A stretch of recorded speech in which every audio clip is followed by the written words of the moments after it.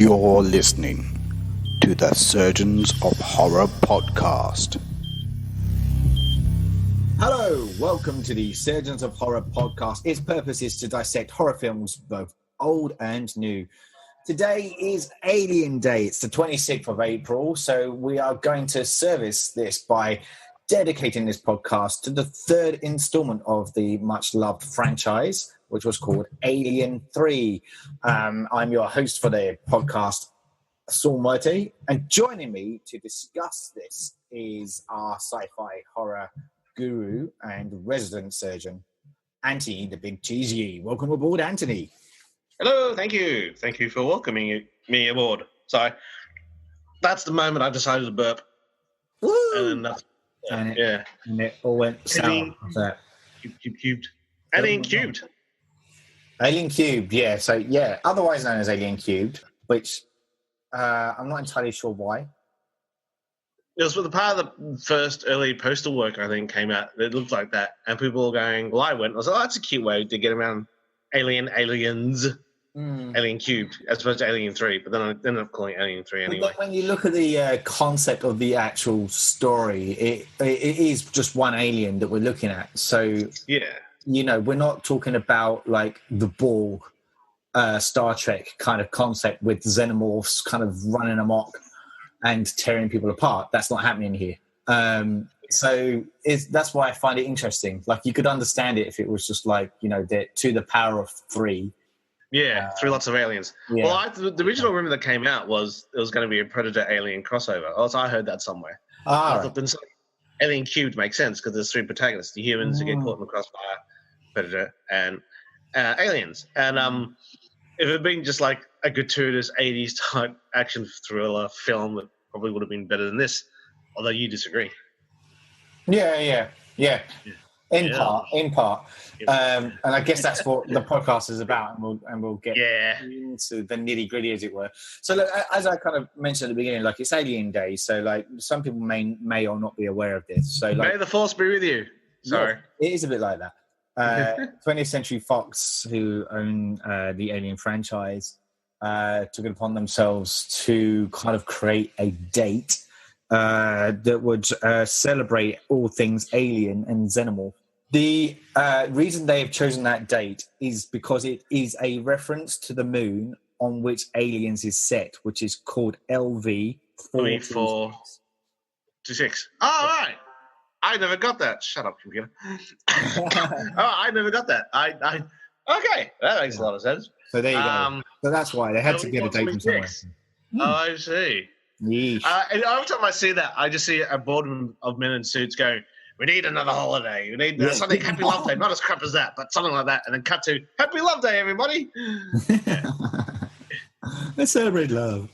Yeah, celebrate love. Yeah. So I think the big thing, and I think, we often, as podcasters, kind of delve into the nitty-gritty of the plot line, and we will do that to some sorts, and we will no doubt deviate along the way. But the big thing, and I guess it's always going to be the elephant in the room, is that Alien, the franchise Alien, is successful mainly because of the first 2 films. The first film was the benchmark, and as we've discussed in a previous podcast, Aliens, and what Mr. Cameron did to push that in a bold new direction, is arguably one of the finest sequels ever put to screen. Oh God, yeah. Yeah, so to follow that is always going to be tricky, always. Yeah. Oh, it's going to be. It is the definition of a tough act to follow. Yeah. 100%. Yeah. So, and it's one of those things. If you said the guy who made 7 and Fight Club was going to be the guy, you would have gone, "Fuck yeah, that's it, brilliant, yeah, that guy can bat to that level easily, if not better, maybe. I don't know." But back then, you didn't know who the fuck he was. Because that's the point. Let's talk about Fincher, because you're right, because he kind of was a bit of a no-known name, other than that he directed Madonna in some music videos and a bunch of other stuff. That was like, I literally was like, who the fuck's this guy? He does commercials. I was like, okay. And it does, and I'm like, and literally came out of that going, oh, I'm never going to hear from him again. Yeah. And it's a bit like I have that. I've spoken about this before. The fourth film, I got the script for that fourth film. There used to be a shop in Sussex Street, near Sussex Street in Sydney, which had movies. Which back in the 90s is like, oh my god, this place is magic, and you can have movie scripts, unproduced movie scripts. I literally read an episode of Friends a year before it came out here in Australia. It felt like a year, and then because I'd heard all about the hype about this sitcom called Friends. Yeah, and look at how. I bought the script and I read it from page to page. I pissed myself laughing, not knowing who the cast were, not knowing what they looked like. It just read so well. And this is like a four-war TV American sitcom, so that's how well written it was. And so this shop was great. Whenever a few times I'd be there, I'd walk past, check my wallet, and try and buy something. And Alien Resurrection, I'm like, yeah, gonna get that. Read that. And I remember thinking, I don't know who this Joss Whedon is, but she'll never work again because she's a shit writer. So, yeah, it's kind of weird how the film affects people's careers in a roundabout, reverse way. Yeah. Yeah. Anyway, so back on track. No, that's cool. It's interesting because, and it is a good point because, so he'd spent, I'm trying to work out my maths here, something like 8 years making all these kind of music videos. And I mentioned Madonna, but there's George Michael, Aerosmith, Michael Jackson, all kind of in the mix there. Mm-hmm. So he had worked with high caliber talent, although in the music scene and in the short format. So this is his first kind of chance to make his mark in the feature world, which is a pretty bold thing for a company to do. But you often see that, don't you? Like when you're looking at production houses trying to kind of push science fiction, horror, or anything for that matter into a bold new direction, they look to the people that are rising through the midst of other areas, and so and to give them a shout. And horror is particularly known for that. My theory is that I remember speaking to my old boss at MTV. He was the EP of MTV. He actually tried to make a movie. He did make a movie. He made a movie quite late 20s. It was a horror film, and he gave me all sorts of advice on. They did a remaking of Dr. Jekyll and Mr. Hyde, being because it was open to public domain, so you can be sued on the writing of it. Yeah. And again, he said, do agent anthology horror films because of that, and that's a big part of any original work. Because I remember a lecturer told me that if you make an original piece of work, and particularly if it's successful, you will spend the rest of your life being sued by people who say you stole their idea. Yeah. And the thing is, that's why filmmakers have full-time lawyers to deal with that shit. Anyway, he was like, first hurdle, don't get sued because we just don't want to have that hassle. Let's do Dr. Jekyll and Mr. Hyde. He showed me a bit of the film. It's shit. And he showed me, and he acknowledged it, so it's a piece of rubbish. Like, he produced it, he didn't direct it. Right. And then I said to him, well, why do Hollywood keep getting really shit directors to make shit films? And he said, it's a numbers game for production companies. The way they invest money in this product, they're gonna have to know. I need to know if the director we're going to hire can handle the pressure to get it done from beginning to end. It really is secondary, if not tertiary, whether they'll do a good job. Can they handle the pressure? Can they do it? And I think in the context of what you just said, Fincher clearly, if you can make a successful video clip for the biggest pop singer on earth, you can handle the pressure of Michael Jackson. So clearly they thought, here's this young guy. He's keen. He thinks he's a filmmaker. Thinks he's an auteur. He wants to make a feature film. He's going to be keen. He'll work for relatively cheap. He can handle pressure, which is all we care about. Quality. Because he's a nobody, we can override this guy, which is that whole classic thing of Final Cut. Which means they probably think we could control him, which is probably why they gave him a go. Yeah. And I think that's some of the reasoning behind Marvel and the way they choose filmmakers. Some filmmakers have come out of nowhere, and Kevin Feige in particular is very good at controlling and overriding their decisions to make sure you still stay within the Marvel vision. What I think they do is they do choose their filmmakers a bit more wisely. And they will choose somebody who they think will get the sensibility of this hero and do have a good track record. So, which is why they tend to have more hits than misses. Yes. But it's interesting. I mean, like Joss Whedon was a big name, big power player in the TV scene, sci-fi scene when he did Avengers, but he had never done a film like Avengers before. And to everybody's surprise, he kind of pulled it off. Yeah. But he wasn't a rookie too, which is why I think when Avengers 2 came around, and I'm reading between lines. I'm fairly sure the tension he had with Marvel was him and Kevin Feige, and which is why he quit after that, and why the film itself was not received as well as Avengers 1 or 3 and 4, because he wasn't a complete rookie, but he kind of was. For me, yeah. So it's interesting. It's interesting, but I think that's the reason behind a lot of studios why they tend to do that. They pick guys that they know will work the extra mile to get their first feature film done. Will be technically kind of malleable because they won't fight back. Yeah. Like, you can imagine if Fincher made Alien 3 now, it'd be a lot different to this film. Oh, yeah. It'd be all sorts of levels of amazing, I'm sure. I mean, alone for the fact that he's obviously a lot more experienced in telling stories now. Yeah. Well, like he's man, it'd be nuts. He's deviated away from science fiction, really, and it's more. I mean, essentially, crime is the guts of what he looks at, and drama, and the psychology of the humans. Exactly. Yeah. And that's evident in this. Like, when that was what I found really fascinating rewatching this again, is that you see that a lot more this time round on repeat. Yeah. And knowing that that's his style, you kind of are looking for it. Yeah. Particularly Charles Dance's character and exchange he has with Ripley. Those moments where you get to the kernel of who these two people are, you know. Is interesting. Like, and not just that. Like, there's, you know, it is set on a prison colony, so of these convicts of you know, who are serial rapists and murderers. So we're in the pool of Finch's domain, essentially. We're just in an alien universe telling that story. I thought the bit where the guy says, "What's in the box? What's in the box?" What's in the box? It's an Easter egg. So that's Fincher, and we should say, like, he does. 7 was the next film he made. Like, just looking at the timeline, like 3 years later.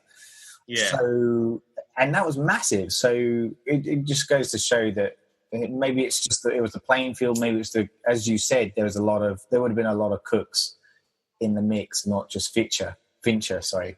Kind of trying to piece this thing together. Looking at the extras, the actors did speak highly of Fincher. Okay. And the creative process that he was going through. So that's interesting. But then again, like, these things are also packaged up to be presented in a good fashion. So you may question the legitimacy of their thoughts. But yeah, let's just take it that, you know, they're in that process and they enjoyed it, you know. So we have Fincher coming to the helm, and the other thing I was going to mention before we kind of start getting into some of the guts of it is that it's 7 years since Aliens was released, so there's been a bit of time between the two. It was so anticipated. Modern film perspectives, because we're so used to it being every other year is when the next big film will come out. So you know. It was so anticipated. I think that's the thing too. Is what, so Alien was a cult success. Yeah, iconic 70s horror film. Aliens was, if I remember correctly, it was hey, we've got this young filmmaker. He's made a film called Terminator. It's really cool. Let's have meetings, as you do when you start to generate buzz in Hollywood. There's meetings. People want to meet you. What you got? What can we offer you? And it was literally during the post-production of that, they were like, "Look, the sequel of Alien could be a thing. Are you interested in that?" And he was like, yeah." And then he went away thinking no, and then he came back and he thought, "Oh, actually, I could do some fun with this." And there's a famous story that whilst he was doing post-production sound mix on Terminator, Michael Biehn comes in to do some ADR, and he sees Cameron writing some notes, and he said, "What are you doing?" He said, "I'm writing notes for an idea for Alien sequel." And he said, "Oh, okay, that's cool." And it was like that. And so they said, "Okay, let's give this young auto filmmaker Aliens and see what he does with it." And then he fucking blows up with it. It's a fucking great film, super successful. Yeah. And suddenly Fox execs are going, "Okay, money maker." Yes. A la Star Wars. And of course, obviously the third film was going to have, like you say, so many cooks involved. It's going to be like a property franchise. Yeah, let's get involved. And that I think that's evident the way it comes across. I mean, all I heard, like I said, it had been such a while. For me, it was the transition from high school, Aliens, to university. and I'm going through a film course at university, right? Yeah. And all these arty-farty avant-garde. It was a fairly left-wing kind of university course, so they were into film for auteur reasons. They were into film that I and a minority of other guys weren't into. Like we liked Hollywood films. Yeah. But everybody, this Aliens was one of those crossover films where everybody couldn't wait to see the next one. And my lecturer took our class. One of my lecturers took our class to see Alien 3. Oh, really? Yeah, and so we had your first introduction to the movie then? Yeah, my first time I saw it was in the cinema. My lecturer, like, so these you think of film wankers, yes, like people who watch a lot of French films. That was the majority of the crowd who wanted to see, and they were all just as keen, as excited as I was. Yeah. And you can imagine our reaction when we came out and talked about it the next day in one of the tutorials that we had. Oh my god, yeah. Yeah, right. Yeah. But so, I mean, that's an interesting thing. And again, I know we're on the precipice of actually kind of cutting this thing open and having a good chat about it. But the problem is like I struggle to name a good trilogy, particularly in. I can name two. You can name two. I can name two in the sci-fi. Universe? No, not sci-fi horror. No. No. But one comes sort of close. Yeah. Yeah. Ready? Yeah. Are you sitting down? I am. You are sitting down. You know I'm sitting down. Up? Sitting down again? I'll stand up to sit down again. Okay, so here we go. Ready? Yes. Indiana Jones. Really? Yeah, the first three are really good. See, and yes, an interesting one. The reason I there's a question mark there is because as a kid, Raiders of the Lost Ark was a bit of a snooze fest. Oh, right. I got to appreciate that later when I was a bit older and understood it more. I really love it now. Like it's a great film. Approach. Whereas Temple of Doom, loved as a kid. Right. Now kind of think it's a bit crap. It's the weakest of the three. Yeah, and loved Last Crusade, both when I was younger and now. So so it's an interesting one. Yeah. So I don't know. I mean, it's not science fiction. No, it's action adventure, but it has horror elements. I think it has iconic moments. So people talk the heart things with number 2. Raiders of the Lost Ark. You can quote a lot of stuff. The Boulder, and the third film with I think it was genius casting Sean Connery. Oh yeah, and it was a genius twist to make him not James Bond. Yes, to make him his buddy daddy. Yes. But I think that if I was to rate, like, Raiders of the Lost Ark is a 10 out of 10 experience. Temple of Doom is 8 to 7.5. It is the weakest of the three, but it's still solid.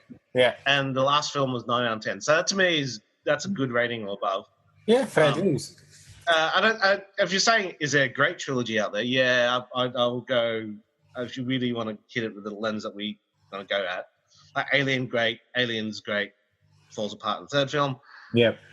Lord of the Rings, first film, love it. Second film took a while, but I love it. Third film falls apart, but it's not necessarily Peter Jackson's fault. It's the writer J.R. Tolkien just gave up by the third book. he was lost on his preambling walks all over the. It's such a hard read, and it's just another big battle. So yeah. The third film, we talked about this before, but the third film, if it was a modern day book, or like as in the J.K. Rowling had written it, or been a modern day film, you meet Sauron and you got to have a payoff to meet Sauron, right? Yeah. Whereas the third book, you don't meet Sauron, and I'm like, what the fuck? Instead, you have another big battle. Helm's Deep was as big a battle as you need. Yeah, the second that battle's amazing. You don't need a third massive battle again. Or if you do, you got to have something where you got to have a payoff, man. Yeah, anyway, the third film is quite disappointing compared to the first two for me. Yeah. The other one is Back to the Future, which is just sci-fi fantasy family fun. Yeah. One is a great film, although it's slow. When I look at it now, I'm like, oh my god, it's slow. Yes. But it is a great film. Second film, it's trying to be too clever with the visual effects, but it's okay. And the third film, Western, it's okay. So they're not shit. They're not bad. But I guess that's the thing, and this comes to come back. I mean, I haven't kind of chipped in with any of the thoughts there. Yeah. I mean, even if you look at Silence of the Lambs, because officially that kind of ended up having. We had Red Dragon, and Hannibal. Wasn't so. But if a Demi or somebody like that had started off with Mindhunter. What is it? The first one. Mindhunter. Yeah, that was Red Dragon was the first one. Mindhunter. Red Dragon. Oh yes, yeah. If they had done it right. Yeah. If they'd done it right, where Clarice was the second film and then the third film was Hannibal. Yeah. With 3 auteurs, maybe. But the third film for me. Yeah, there's a reason the second one's so good though of that trilogy. It's like, you know, it's a very well written book, and so that it does stand out. Yes, whereas Hannibal is not, for me, is a bit disappointing. Yes. Oh yeah, no, me too. I remember seeing that at the movies and just going, yeah, that was shit. But even the book is the one I will throw out there is from a horror thing, but it does lean heavily into the comedy arena. It is the Evil Dead franchise. Right. Yeah. Like, to me, like the third one it's batshit crazy, but it's good. It's a hell of a lot of fun. So, but it's a completely different beast. But then you could argue that is that the purpose, because, you know, we always go by that mantra of what makes a good sequel, or you know, it has to have the essence of the original, offer something new in the midst that doesn't deviate from what the original had. Yeah. So it's a curious one. So, like, for me, and the fact that, you know, to come full circle in our conversation, like because the first two were above and beyond brilliant, it's always going to be hard to watch. Having said that, and then this kind of comes back to what you were hinting at. I remember when I was watching it recently, I kind of went, "It's not that bad a movie." And like, I know you're grimacing in your seat there, but I will try and defend that as we go through it, because I'm not saying it's brilliant, because it isn't. It doesn't reach anywhere near the potential of the first two. It very much is weaker. But I always have a bit of a soft spot for films that try and go in a bold new direction, and I think I get what they were trying to do. They just didn't execute it.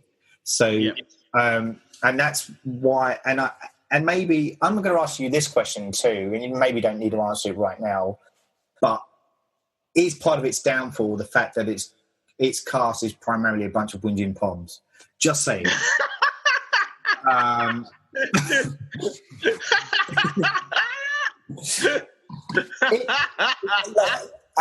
the reason I say that is because Aliens, right? If we harken back to what was set before it, bunch of uber testosterone-fueled American army kind of dudes, right? And Dudette in there too. Not including Ripley, although she is heavily machismo. Is that a word? I don't know. But she's action Ripley in that one, right? So there is that kind of like very kind of male skewed view of the world and what comes with that. So to try and offer a new take on the alien universe that isn't that, what do you do? Let's put you on a moon with a bunch of depressed, kind of fucked up English dudes. The problem is, our American audience, when Paul said poms is what you call Brits. Just saying. Yeah, that's right. And I am a Brit. I am a pom, but I live in. No, he's not. No, you're not.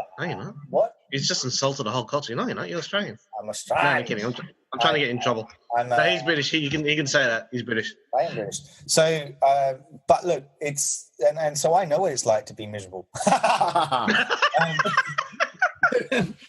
So look, the point is. Should I get Charlie out here? Should I get my stepdaughter out here? What? Lock herself away. She's British too. Yeah, sorry. Go. Yeah. Okay. Yeah, go. My point is that yes, that tends to have a good. It works like that kind of view of the world or humanity, which is something Fincher was obviously interested in and wanted to tap into and explore. Works when it's like a kitchen sink drama. Doesn't necessarily work when you're injecting that into a very kind of science fiction based universe, right? Especially one that's an already established universe. So, and I'm not, as I said, I'm not asking you to answer that. I just think that's something to think about as we go through and navigate our way through the discussion, because it's something that occurred to me at the end of watching it. And maybe that is part of why I connect to it slightly, because I kind of enjoyed watching that journey. Something about this resonates with me. Something about this speaks to me. We talked. I remember my little nephew was like a boy who was quite active, like little boys are, and quite destructive, and we used to make jokes about how he's going to be a serial killer. Not words to that effect, but he'd be a troublemaker. And I remember once, because in Australia, we live in Australia. Australia, fireworks are banned. They were banned in the 80s because we used to celebrate the Queen's birthday with fireworks, which is your like the Guy Fawkes type day. So fireworks were legal in Australia, and so you did like a fireworks day on the Queen's birthday. Yeah. Oh, right. Okay. Which surprised, I remember my wife is English, and it surprised her that we did that. It surprised me that you guys didn't do that, because it's your fucking Queen. Yeah, but nobody likes it. But the thing is, it was an excuse to blow shit up, right? Yeah. And my dad, being a kid from the 40s and 50s, was very adept at showing us how to blow shit up with fireworks. Like attaching them to paper darts and then shooting them at neighbors' kids. And it's so good. Anyway, too many kids are blown off their hands because of this, and so we banned fireworks. Whereas in the United States, a kid brings an AK-47, shoots up his schoolmates. No, we can't. Anyway, don't want to get political, but I just did. Anyway, I remember a few years ago, my little nephew, my brother had found an old pack of throwdowns. Remember throwdowns? They're like little explosive bits of gunpowder. You throw little paper nuggets that you throw down. Like little firecracker things, And I remember, like, my little nephew was a toddler at this point, and I gave one to him, and he threw it down on the ground, and it exploded. And the look on his face was like, something about this resonates with me. It's like you with this whinging pom thing. I'm sure you're like, something about these guys. Yeah, something about it.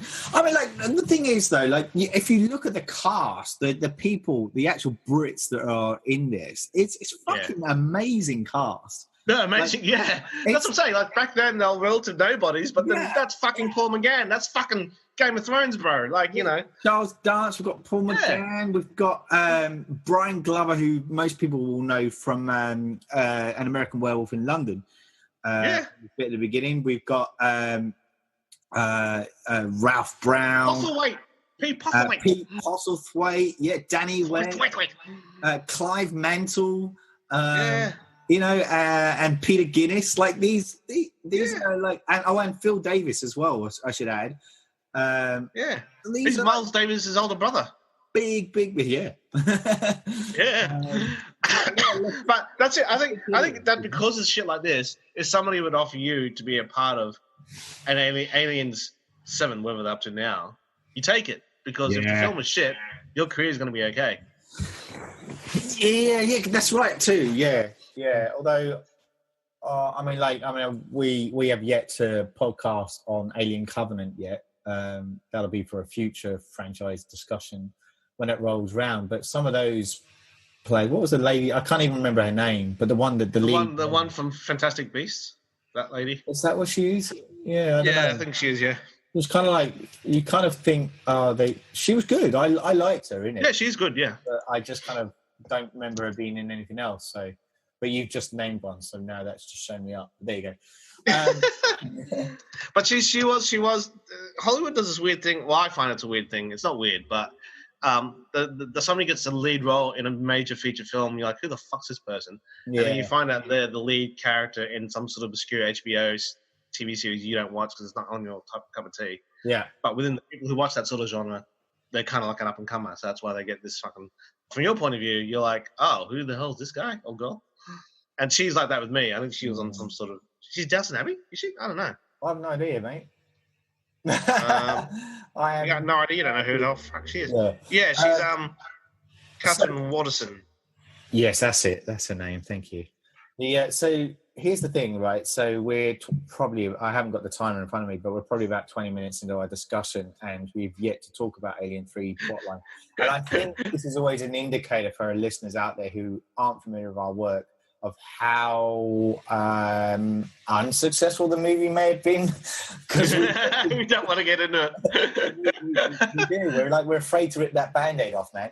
So okay, let's do it. Let's get in there. Let's talk about it, because and I'm going on the synopsis I've got in front of me, and some of it isn't in the movie. I'm realizing, so I'm going to kind of touch on that as I'm talking about it. In the movie that we've seen, I should say, the version that you and I have recently seen. So, and the biggest kind of taboo of this film is actually the opener. So, like, we're probably going to deviate a little bit as we kind of talk about the opening of the film. But essentially, like, so where we left off with Aliens is that we had 4 survivors. Essentially, we had Ripley, we had Newt, the young girl, we had Hicks, and we had the android Bishop, played by Lance Henriksen. And they have made their way. So we pick up with the during the opening credits, which is kind of very typical of the Alien franchise. There's like bits that happen between as the credits are rolling, the opening credits. Sometimes it's not a lot. This is probably the first time where we've seen a lot of stuff chucked in the middle of it, if that makes sense. Whereas the previous 2 was just lots of open space or corridors and things that were shot before we get to the action. So this, so we're on the Sulaco. I want to say that's how you pronounce it. Correct me if I'm wrong. Yeah, Sulaco, yeah. And which was like the large warship carrying these survivors from their mission from LV-426, which we saw in Aliens. They are supposedly en route to Earth. And they are all in hypersleep as they are traveling. Apparently, now this is what's written here in the synopsis, is an alien egg gets on the ship. So, and it releases a facehugger. Whilst this thing's scurrying around, it accidentally breaks one of the tubes and it wounds itself. So it kind of cuts itself. Its blood is acid, so the acid then drips down and causes an electrical fire. This is what the ship then responds to, and it ejects the capsule that these survivors are in, because that's where the fire is, and jettisons them to the nearest orbit, which happens to be this planet or moon, which is called Florina 161, which is the space colony that we mentioned, containing prisoners who are all multiple murderers and rapists. They have a double Y chromosome syndrome. Yes, they do. Double Y. I don't understand what that is about. I remember thinking, that's a good way of labeling it. And then years later, I was like, hang on, we don't know he has 2 Ys. No. Either 2 X's or an X and a Y. Yeah. There was a theory at one point that serial killers have XXY, like a dormant extra chromosome. Right. But that's weird. No, okay. So this opening bit, there's 2 things that jar with me on this. Firstly, it looks so 90s. It looks, in hindsight, it looks very 90s visually. It's very Fincher. As you all come along, you'll see it's very Fincher. Yes. But firstly, the quick cuts is very jarring. Yeah. That threw me off the way, because the opening of both Alien and Aliens is very slow and you gently sort of segue into it. The fact that you got quick cuts straight away, I was like, this guy does commercials. This guy does video, and he's editing it like it is. They talked about, what was that horror vampire film with Susan Sarandon where she plays a lesbian? Oh yeah. Oh no. Thirst or something? No. The Hunger. Sorry, the Thirst. No, I'm hungry first, and I'll drink later. I'm hungry. I remember reading a review of that as a kid, where this reviewer slagged it off because he said the guy who directs it does perfume commercials, and it looks like a perfume commercial. And there's a lot of flowing drapes in the wind in that film. So straight up, my thoughts was like, well, this guy does commercials. It looks like a commercial. I didn't like it. It jarred.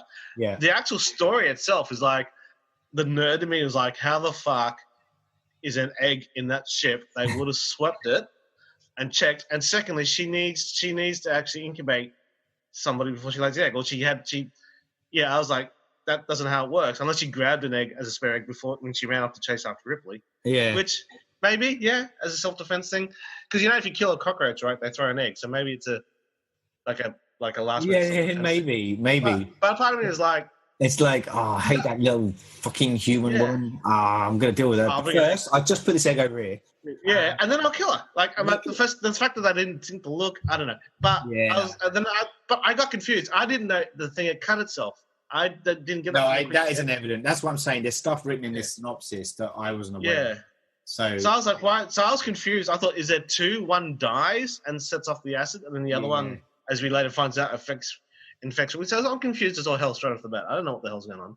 Yeah, so if it breaks through the glass, then that exposes Ripley to. I don't.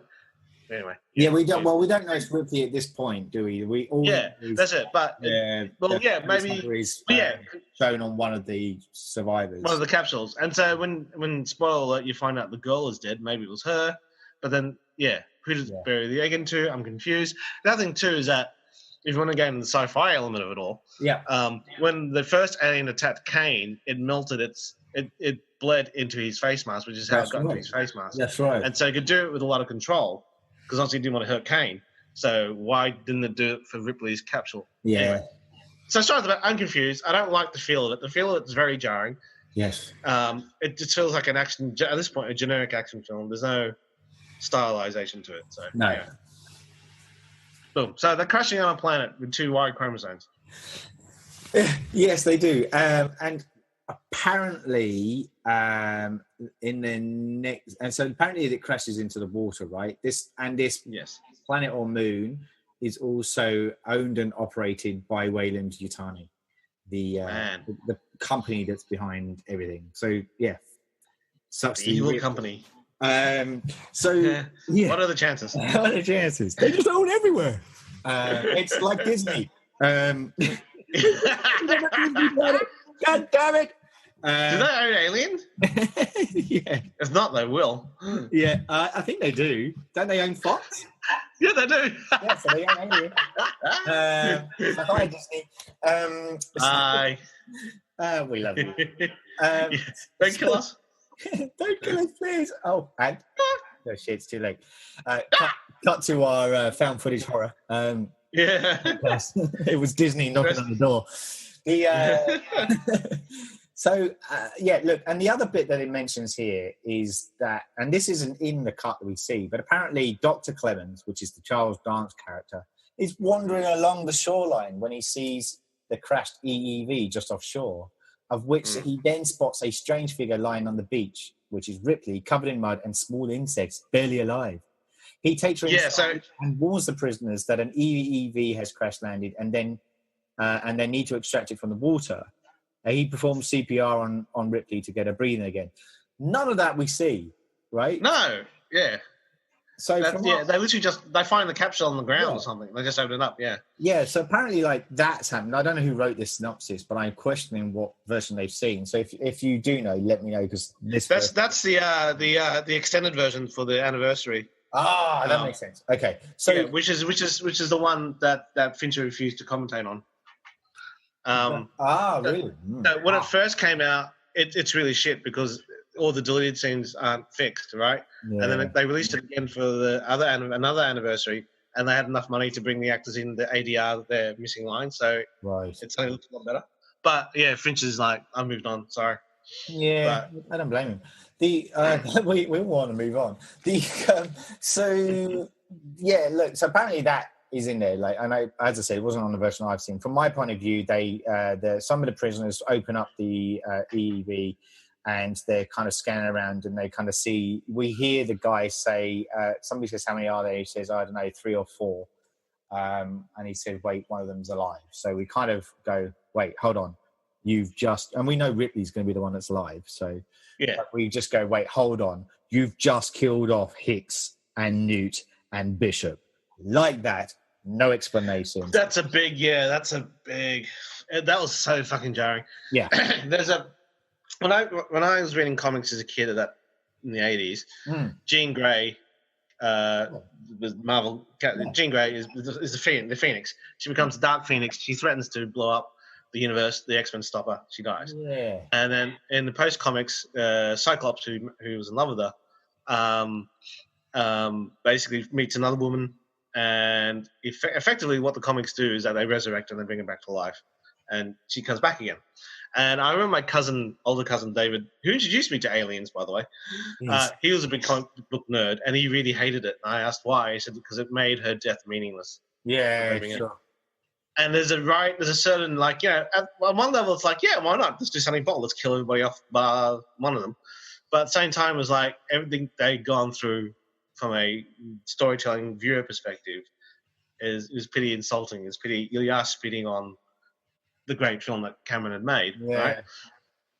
I mean, mind you, if Cameron didn't want that to happen, he should have fucking made this film. But okay, as people who own the rights to it, they can do whatever they like with these characters. But it's very deflating to go, okay, they're dead. So what the fuck? What was the point of that?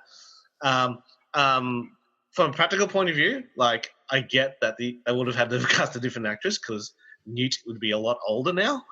But yeah, it was one of those things of like, what the hell? Okay, after what they went through. See, I would have. It'd be interesting because I wouldn't. It would have been good to have still gone along that plot device. And sure, Bishop's fucked because he's an android, and you can have that still scene to kind of try and put together the pieces of what's occurred, right? I don't mind so much Newt being killed off because otherwise you're struggling to go down the same avenue of looking after this girl again, like, because that's essentially what Aliens is, like the whole thing's the whole mother-daughter thing, right? It would have, if you did that, it felt like you needed more payoff for that to occur because of what Ripley had to go through and then to have that suddenly separated again. Needed to have been explored a bit more. But to kill Hicks off, I think, was not right. It would have been good to have him alive but still fucked up, because he is. And if they're stranded without much medical supply, you could have just had him incapacitated but still there. Do you know what I mean? And then kind of explore that a little bit. And being like a guy, and explore the avenue of a man that has been incapacitated as well and not being able to function from some. I just think there's avenue there to explore. But yeah, it's still weak. I mean, they're choosing to go down that road, but I think a lot of fans just kind of were like, "What the fuck?"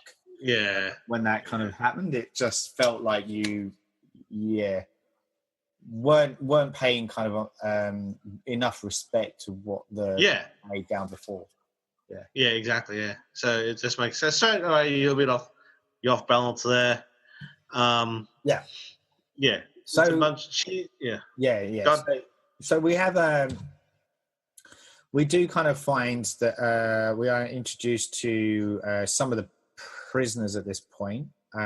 Plus, so we meet the warden essentially, Andrews, played by Brian Glover. And he kind of basically is kind of about to message the group, the prisoners, and let them know that they have found this kind of ship that's crash landed. He's the one that basically says that the young female drowned, that Corporal Hicks is dead, and this robot is damaged beyond repair. The only survivor is a woman named Ripley. And she is in the infirmary, and there she must stay until they've notified, basically, which would be the company, who are going to be coming out, but they just don't know when. So, from memory, the reaction from the men was not like as you would expect, like in terms of a bunch of horny men have been locked up. Oh, there's a woman, a la Freddy Krueger. Mum. Yes. It was more like they were really fucking horrified because I had worked so hard to kill that instinct out of them. Yes. Through by being strongly religious and whatever. The last thing they want is temptation to ruin all that hard work. So I thought that was kind of interesting. If I'm remembering it correctly, that's what the reaction was. Yeah, no, that's exactly right. Yeah. The other thing that we should mention is as they are bringing the wreckage back, there's a dog. It's like a Rottweiler. One of them has a doggy woggy. Yeah, called Spike. And he notices the facehugger and he's barking at it. Yeah. So that's right. Yeah. But none of the prisoners kind of notice it. So the dogs always know. The dog always knows. Yeah. And we also get to we're introduced to Mr. Aaron, who is played by Ralph Brown. He's basically the warden's assistant. He's also, I think it's called 85 from memory. That's his IQ, isn't it? Yeah. And so he's not the sharpest tool, but he's like the second in command. But probably more importantly, we get introduced to the big player from the prisoner's perspective is Dylan, played by Charles S. Dutton, aka the token American, and the guy with most of the lines. He's the religious fanatic. He keeps them in line. Leader, yeah, he's the one that has kind of set down the mantra of their belief system and what they have to adhere to in order to become better brothers. Because he's a rapist. That's why he was convicted, wasn't he? That's right. Yeah. Now he's a fanatic. Yes, and we also get to meet Morse, who's the Danny Webb character. So he's the kind of he's the naysayer of the group. He's the doubting Thomas, if you will. He doesn't like anything at all.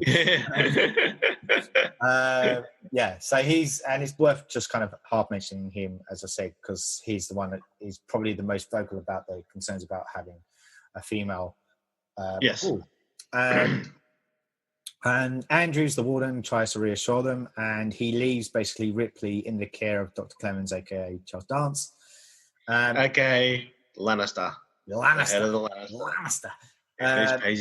Who do you know what? I think Charles Dance is one of the few actors that does condescending really well.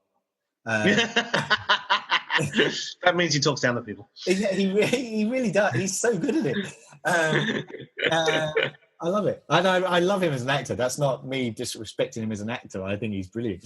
I just think he's particularly apt at that particular area within the human trait. So like he's playing Clemens in this, and like what I found interesting is that he blatantly just disregards Andrew's orders.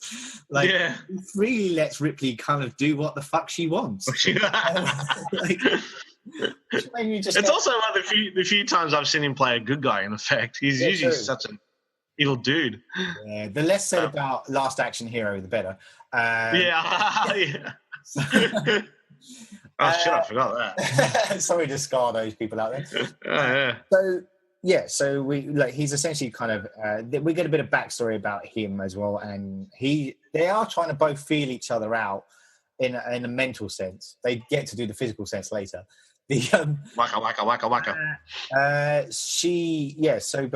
She's kind of asking more about what happened to the wreckage of the EV and the remains of it, because she's a bit kind of sus about.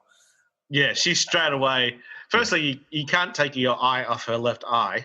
It's awesome makeup. So fucking bloodshot. Yeah, I love it. And she demands an autopsy. So straight away, as soon as she gains her senses, she's like, okay, this is not a coincidence. Some shit's gone down. Yeah, I've got to confirm that the thing is not here. That's right. Which is why he demands an autopsy on the girl, on Newt. On Newt, that's right, because she thinks, I just need to make sure there's not anything inside her. So, like, Hicks is beyond kind of, he's just come mutilated, so there's nothing left. Right? So Newt's body is intact, but she drowned. And Clemens is like, she drowned. We don't need to do anything. That's the result. And she says, no, I want an autopsy. He goes along with it. And, the result is that, he cracks her open and just says, yeah, look, she drowned. And he's apparently, the original cut of this was really graphic.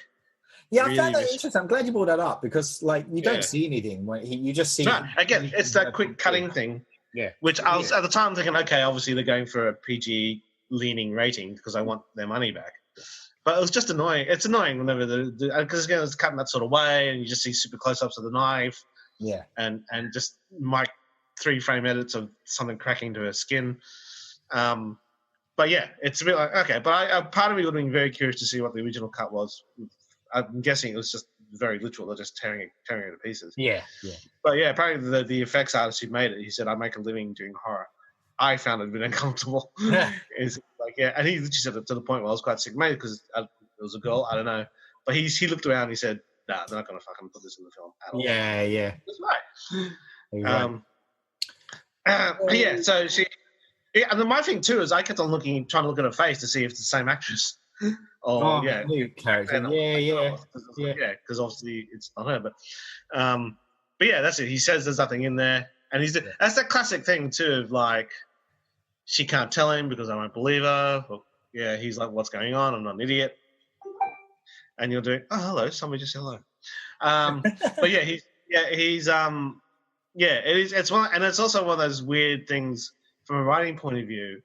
It's we've talked about this before in zombie films. Whenever a fresh film has zombies attack, you as the audience know what the problem is, but the characters in the film don't because they live in a year where zombies don't exist. So you wait for them to play catch up. So it's a little bit like that, where you're like, well, we know what she's thinking.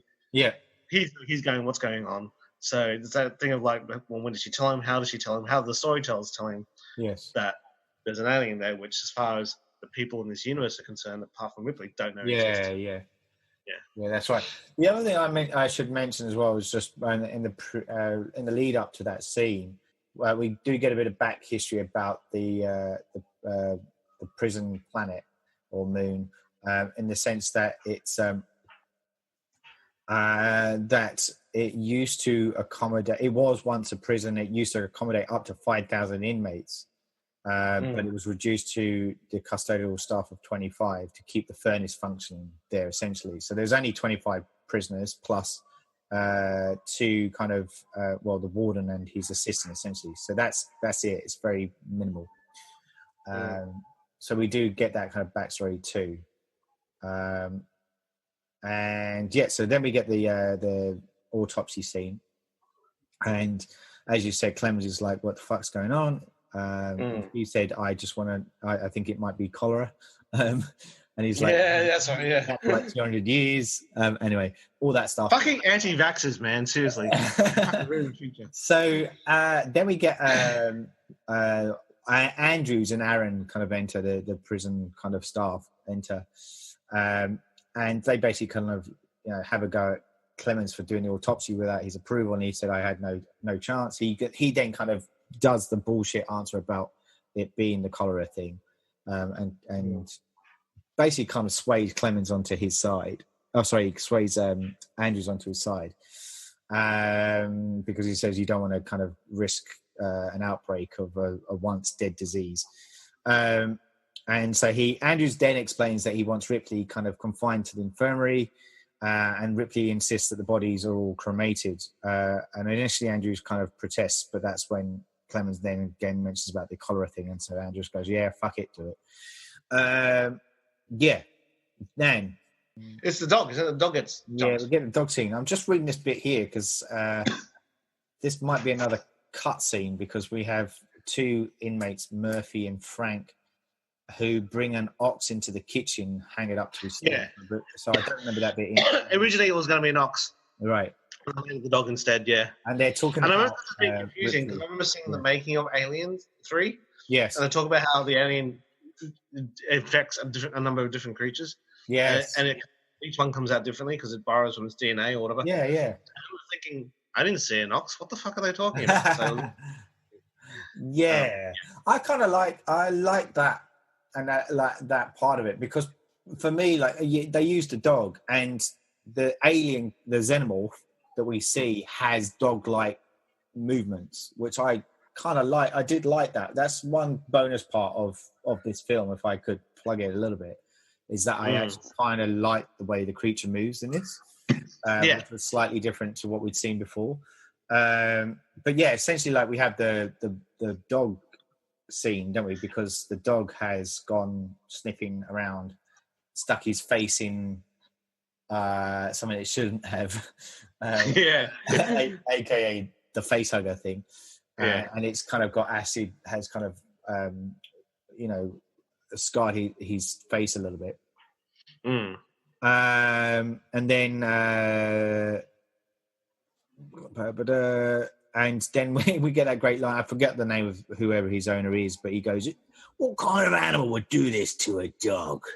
The reason I like that is because, like, it works on two levels, because he's thinking animal as in, like, what kind of human has, like, has animal would act that way towards his dog, but we as a viewer go, yeah, it's an animal, as in like yes, terminology of it. So I kind of like that.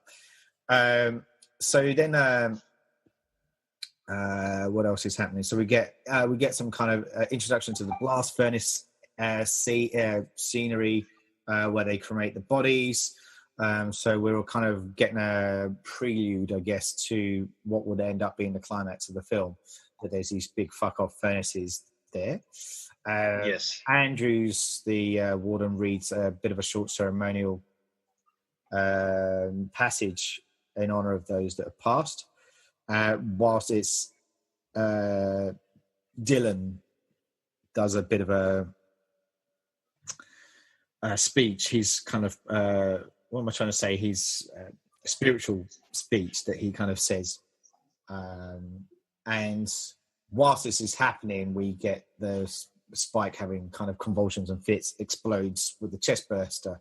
That's right. It's all that, cutting backwards and forth. Again, it's that thing of like, they seem to, again, the nerd in me is like they're ignoring the rules of the incubation period, which they had for every other subsequent film. Yeah. The alien incubates what is most convenient to the plot. Sometimes it takes minutes.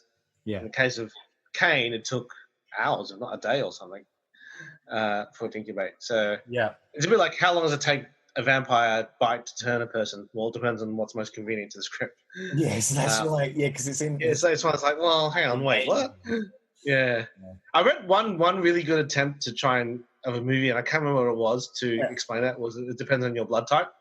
Some blood types are more susceptible to others when you're bit by a vampire. And I thought, okay, at least that made some sort of attempt to try and go. Yeah, okay, that's interesting. But yeah, it maybe the incubates quicker than a dog. I don't know, but it basically bursts out of the dog. Yeah, interesting. So then we get the next scene is where Ripley shaves her head. So apparently there's a big lice problem on the planet. Yes, this is a good way to kind of give Ripley a good look, or a new look, a different look. Apparently that was when they first met, because they'd gone through a lot of different drafts, a lot of different again, which is what happens when studios start to get involved. They take pictures from a lot of people and they get really choosy and they go backwards and forwards. But one of the original pictures was it was set on a prison planet made purely of wood, or prison satellite. Yes, I remember. Spaceship made of wood. Yeah, and I'm thinking that is the dumbest fucking idea I've ever heard. Later on, there's a Matt Smith Doctor Who episode where he meets a Cyberman made out of wood because it had to pass this barrier to get to the Doctor and couldn't do it when it was made out of metal. And so they made it out of wood. And I was thinking, that's just dumb. But apparently when she met Fincher, and then she said, well, what do you have for as an idea? Fincher said, how do you feel about going bald? Yes. The first things that came out of his mouth. And apparently her husband said, I love it. And then until the film finished, and then the film was over, and he said, no, I actually hated it. Can you grow your hair out? Yeah, I know I said that. Yeah. But again, to me, it was like, yeah, okay. It's. I mean, I guess he's visually he's trying to make her look like the others. They all look the same. That's that prison look. It's just, and that sort of feeling of oppression that they all get, that uniformity. She literally now looks like one of the boys. Yeah, that's it, and it does. I mean, I guess like her hair just seems to be getting shorter and shorter with each. It does with every film. Yeah. Up to this stage, I should say. But yeah, look, it is an iconic look. It kind of does give her a bit of an iconic look. It is, again, like, sure, they're trying new things. They're trying to push things in new directions.